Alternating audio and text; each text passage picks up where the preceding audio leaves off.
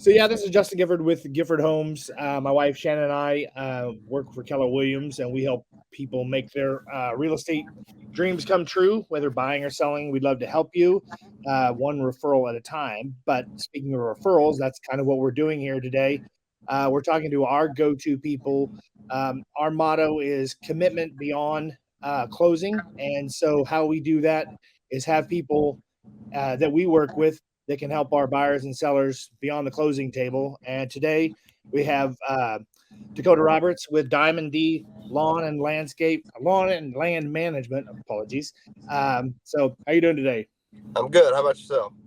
Pretty good. So where are you today? We're actually out in Kearney right now. We're out doing our finished final mows for the year. We've done several final mows. The grass seems to be still nice and dark green and kind of growing. And so we've been out doing some final mows and doing our last round of fertilizer right before Thanksgiving.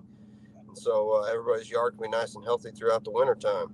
Yeah, I was looking at your page just this morning. I was like, you showed a video of a pretty decent yard, a mow yard. I was like, that's pretty nice grass all this time of year. I was like, yeah, absolutely. That's I was impressed whenever I showed up to these people's yards. They're like, hey, I want you to come by and do one final mow. And I was like, well, we're third week in November here. It's like, well, what is there to mow? And I show up and there's a lot of grass there. And I was pretty impressed that there's still a lot of grass out there growing. Yeah, it looks like a pretty good sized property. Yeah, we had that 8 inches of rain here a couple weeks ago, and then a couple 60-degree weeks, and it still just stayed green, stayed growing. So yeah, we're gonna keep mowing as long as we can, I reckon. Yeah, exactly. Nice.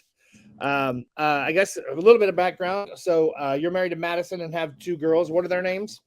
I got Madison is my wife, and Paisley is my oldest daughter, getting ready to turn 3 in January, and Renly actually turns 1 tomorrow on Thanksgiving Day. Nice. And then you've got two four-legged friends, one of which had a tussle. That dog had a tussle. Yeah, so I've got one four-legged friend. Well, yes. Cash, and then a three-legged friend named Ruger. One's an Australian Shepherd, and one's the Silver Lab. Nice. Yeah. So I went down one day when I was at Dakota's. I didn't want to step on the dog, and she yelped, and I went down, and I looked goofy, but I was fine. Just a little bit of pride was hurt. Yes, exactly.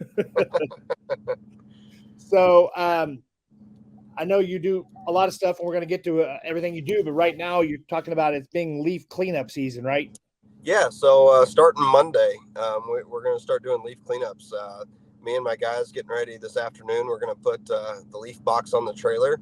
I've added plywood sides on it to add an extra 4 foot above the rail of the dump trailer.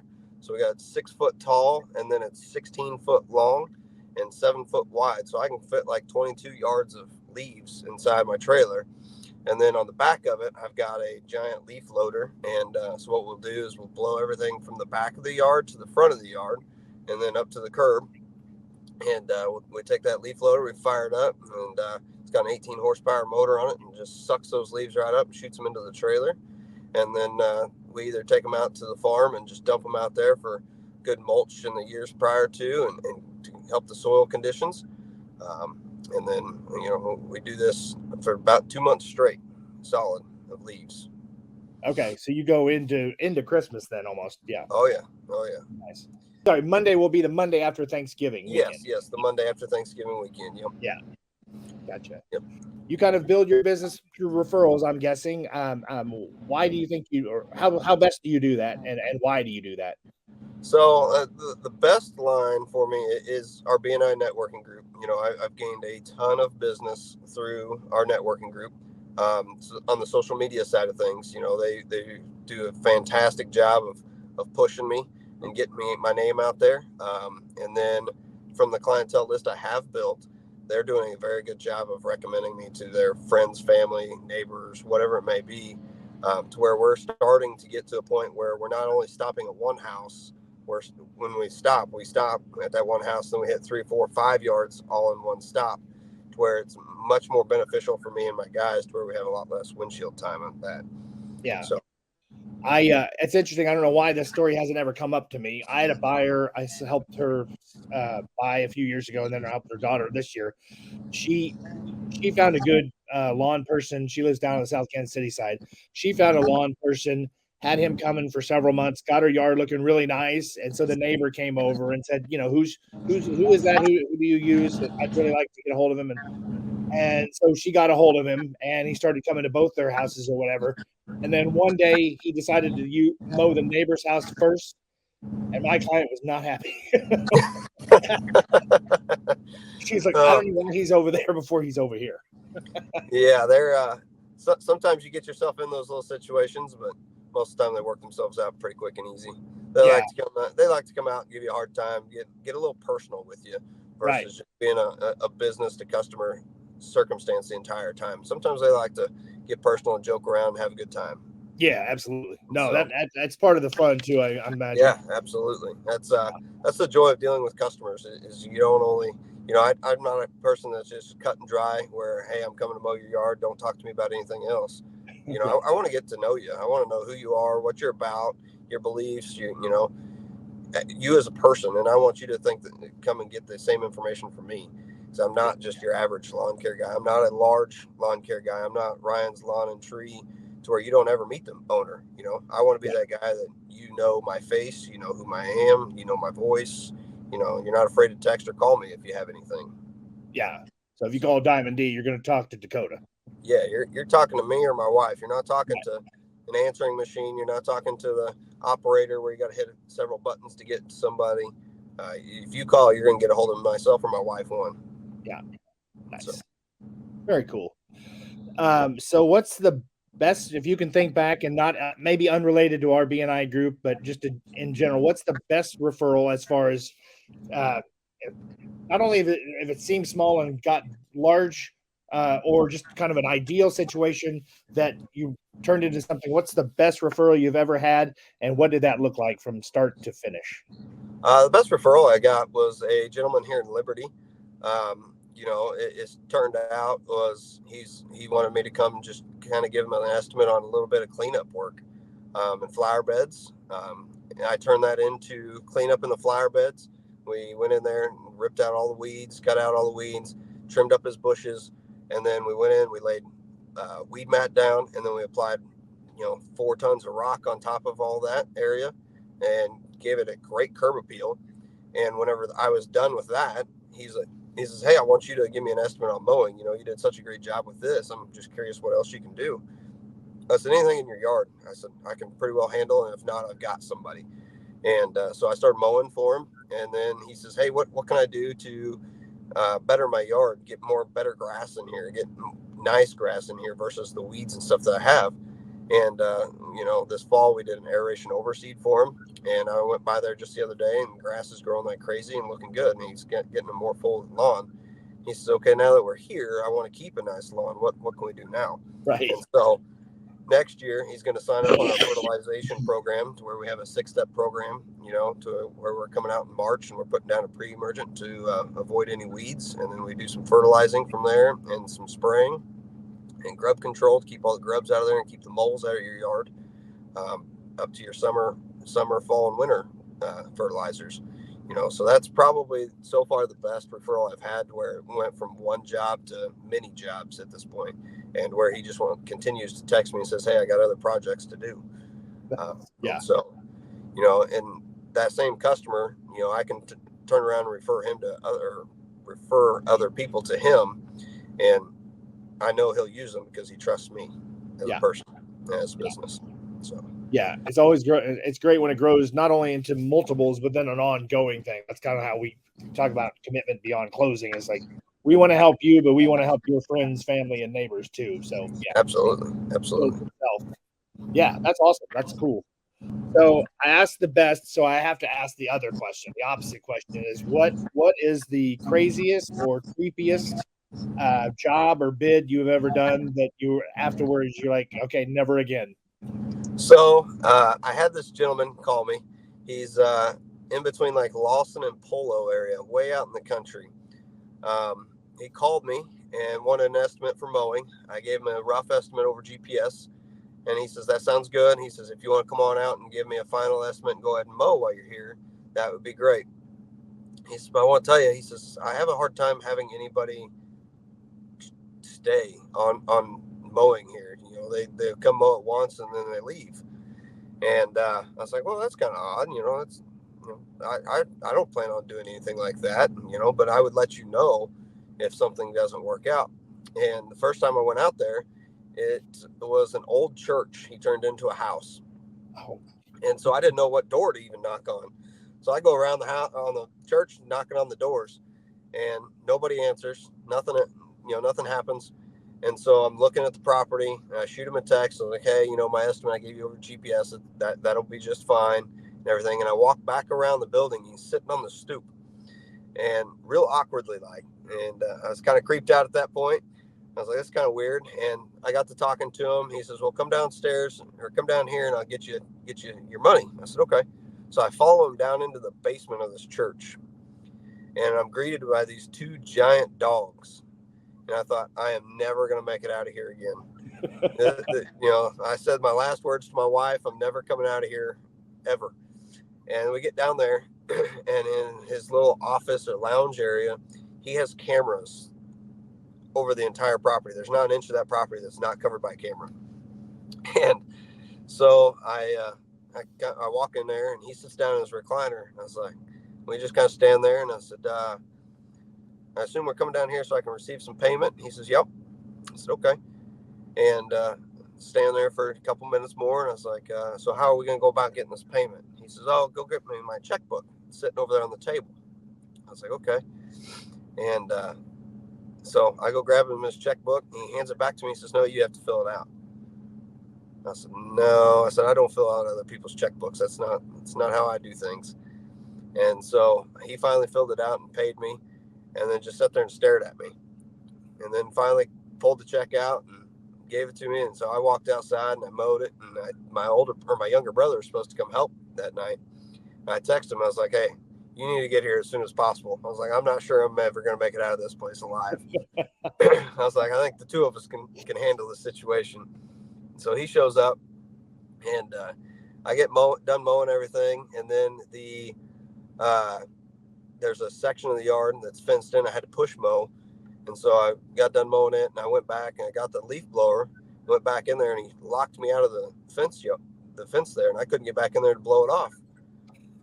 I was like, you want me to blow that off? He says, nope, you're fine. I was like, well, I do want to let you know that this is a long ways out here, and I don't think I'm coming back. And he says, what do you mean you're not coming back? And I said, well, it's a long drive out here. I said, now I understand why people aren't coming back. But the reality of it was I was creeped out the whole time I was there. And I'm not an easy person to get creeped out about anything, but I was pretty creeped out then. But, that's crazy. That's probably the wildest one. Yeah. That's makes it difficult to expect somebody to come out more than once. It's like, right. At the backside of the property, it was a drop off to the railroad tracks. And I was joking with my brother. I was like, I wonder how many bodies are down there. Yeah. Yeah. And I was like, I don't even want to look. Right. So. Where was this? Oh, you said out by Polo and it's in between like Polo and Lawson areas. Is way out there, like a dead end highway, basically. Right. So I think your season is over, right? But you also do Christmas lights. Is that correct? Yeah. Yep. We just finished up doing our last Christmas lights last week. And we just kind of take this week in preparation for the leaf cleanups, getting everything ready, out doing those final mows, doing the final fertilization for the year. So that's kind of what the week of Thanksgiving's about is just preparing for the week after, and, going full board leaves. Because once we start leaf cleanup, it's all in. All hands on deck, huh? Yeah, but we did several houses and Christmas lights, and this is the first year doing it. I really wasn't experienced in it. My wife and my in-laws gave me a hard time about diving into it because they call me a Grinch and want to know what the heck I was doing Christmas lights, and that I'm not artistic at all. And then I started doing the Christmas lights, and I'm like, hey, you know what? Those don't look half bad. There you go. You know, and so it turned out we only did a few this year. You know, I'm not looking to make an entire business out of it. You know, it's kind of a gap filler in between mowing and leaves. Yeah. The guys enjoyed it. You know, I'd show up to one of the houses they were doing, and they're up there blaring Christmas music while putting up Christmas lights. I was like, "What are you guys doing?" Right. They're like, "We can't do Christmas lights without Christmas music." Right. Like, Come fair on. enough. I was like, "You keep doing you, boo boo." You know, Nice. I'm not going to argue with you. Speaking of Christmas, tell me about your Phil Santa sleigh and how that started last year with the sleigh and everything. Yeah, so I had this dream in my head for a long time, all summer long, about doing a toy drive and having a sleigh of my own that we could fill with. And I toyed around with it. My wife thought I was crazy. She's at work one day, and I text her and I says, "I hate to tell you, but I just bought a sleigh." She says, "What do you mean you just bought a sleigh?" I said, "I bought a sleigh." And so she didn't believe me until the morning. I loaded the trailer up, and I said, "Well, I'm headed to Columbia to pick up my sleigh."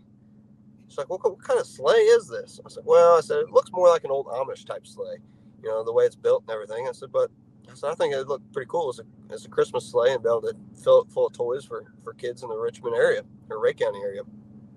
And she thought I was nuts. Now I go out and I pick up the sleigh. It was pretty rough. You know, we had to redo the seats on it, the seat back on it. I had a gentleman paint it for me. And then I partnered up with Julie Chowning, the Ray County assessor, last year, and she helped me out, and we ended up setting this thing up in the courthouse up there, and we more than overfilled this sleigh with toys. There was 15 kids that we were able to donate to last year. We donated anything from, you know, sweatpants to sweatshirts to jackets to toys. You know, we wanted to make sure every kid at least had a couple toys. You know, we didn't want them to open up their presents so Christmas morning like, "Oh, great, I got clothes, thanks." Right. You know, More we underwear. want them, yeah, we want to be excited about it. So every kid got at least one or two toys. And some of the kids even got exactly what they wanted. You know, there's one kid that was very specific. He wanted a gaming keyboard and gaming headphones. You know, we had enough money to be able to go do that. We had people where they just donate presents or gifts, to where they donate cash or they donate gift cards. You know, we even had some people donate Hy-Vee gift cards. And at first I was like, you know, it's kind of a toy drive. I was like, it's not really a, but at the end of the day, I got to thinking about it. I was like, you know, that's actually a brilliant idea. Now the parents can take these gift cards and go to Hy-Vee and buy a Christmas dinner that they may not have been able to do beforehand. Yeah, that's And fantastic. so then this year, you know, we're doing it again. I've got a whole huge list of items that the kids want. My wife was generous enough to take, you know, several hours of her time to sit down and create flyers with the lists on them of each item that the children want. And then at the bottom of it's got a QR code, and people can scan with their phone, and it takes them straight to the wish list on Amazon to make it super easy. And then that person can just purchase it on Amazon and ship it straight to our house, Oh, to wow. where they don't even have to go out to the store to buy the gifts. You know, we're trying to make it as easy as possible for people to donate however they can.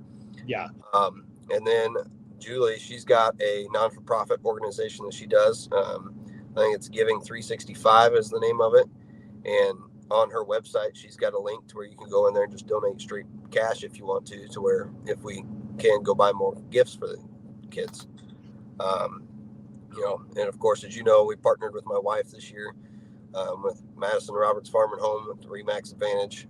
So we're really trying to broaden the network of people that can donate to where we can have as many gifts as possible for these kids. You know, to where it's not just one or two gifts that they're getting from us. It's going to be 5, 6, 7 gifts that they can get from us. Yeah.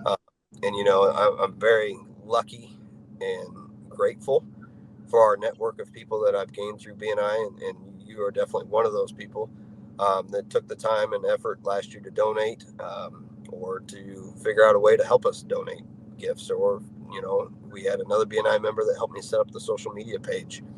I'm not a tech guru. I'm not a computer guy at all. You know, it took me a while to figure out how to download this app and get this going. You know, I'm sitting there staring at myself and realized I needed to type my name in so I could join the group. And but so she helped us, you know, get the Facebook page up and running and going. You know, so it wasn't just me that made this happen. There's a whole posse of people that made it happen. And this is something that I want to instill in my kids, that, hey, you know what? We live a very generous, nice lifestyle. And I work my tail off for that. But there's other kids out there, other families that aren't as fortunate as we are, and I want to make sure that my kids understand that giving back to the community is the key in life. It's not all about what can I buy for myself or what can I have for toys. It's about giving back to others. Yeah. And on top of that, we joined Blake with Wow One Day Painting, Kyle Henning with College Hunks Holland Junk. We went to that trunk or treat for that program that helps the special needs folks, get jobs and hold jobs throughout the rest of their lives. And that was a very rewarding deal too. See how excited these grown adults are that don't necessarily know how to function in life on a normal basis. And to see them out there all dressed up in their costumes and coming around grabbing candy from us and, hearing their stories and their jobs that they are able to have and keep because of this program. So, giving back is the main reason I want to do this. It's not to get rich. There's not too many lawn care guys out there that get rich. There are some, but I'm not one of them. I want to make a happy living, and I want to be able to give back to my community that supports me. Yeah. Well, that's awesome. That's crazy how a simple dream can turn into something, well, that year and then even bigger the next year. So that's incredible. Yep. Very cool. So, but do you have anything for me? I think that's all of my questions. Do you have anything you want to touch on? No, I know I've known you for 2 years now, and I think you're a very stand-up guy and honest guy, and you're upfront about everything. And I've always greatly appreciated that about you. When I first joined the group, that BNI group, you were one of the first people I ever met with on a one-to-one. The very first one I did was pretty awkward.